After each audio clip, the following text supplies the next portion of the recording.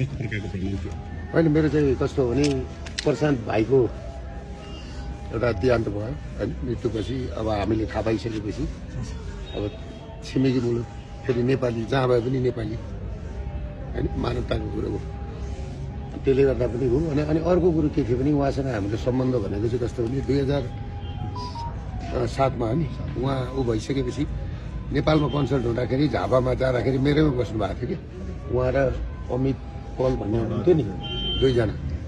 झापामा consult हुँदाखेरि मेरैमा बस्नु भएको थियो बिचबिचमा दुईवटा फिल्म सुटिङ गर्दा पनि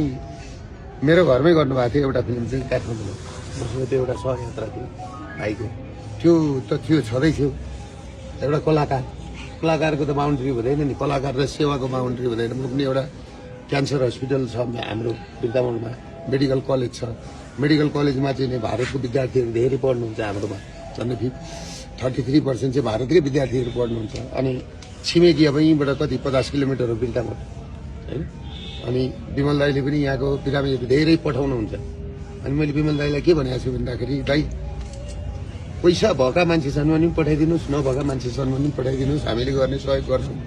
किनभने हामीलाई रान्ति गर्नलाई सीमा चाहिन्छ सेवा गर्नलाई सीमा चाहिँदैन होइन हाम्रो सेवा हो एउटा कलाकारिता पनि सेवै जस्तो हो होइन त्यसले गर्दाखेरि एउटा सम्बन्ध छ फेरि विमल दाईसँग पनि हाम्रो पुरानो सम्बन्ध दाजुभाइ होइन भारतमा तपाईँहरू नेपाली नेपालमा हामी नेपाली होइन नेपाली सबै नेपाली होइन त्यही भएर पनि अब एउटा हाम्रो त्यही सम्बन्ध छ दाजुसँग र यता प्रशान्त भाइको आज दाह संस्कारमा यसो उपस्थित भएर श्रद्धासुमनले यसो फुल चढाउँ भनेर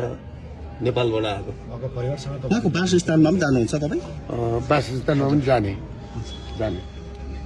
अन्य अरू के छ तपाईँको अन्य अब श्रद्धाञ्जली सकेपछि तपाईँको अन्य अरू केही कार्यक्रमहरू पनि त्यस पछाडि केही कार्यक्रम छ श्रद्धाञ्जली सकिएपछि अनि म दाइसँग भएर अनि फर्किन्छु आज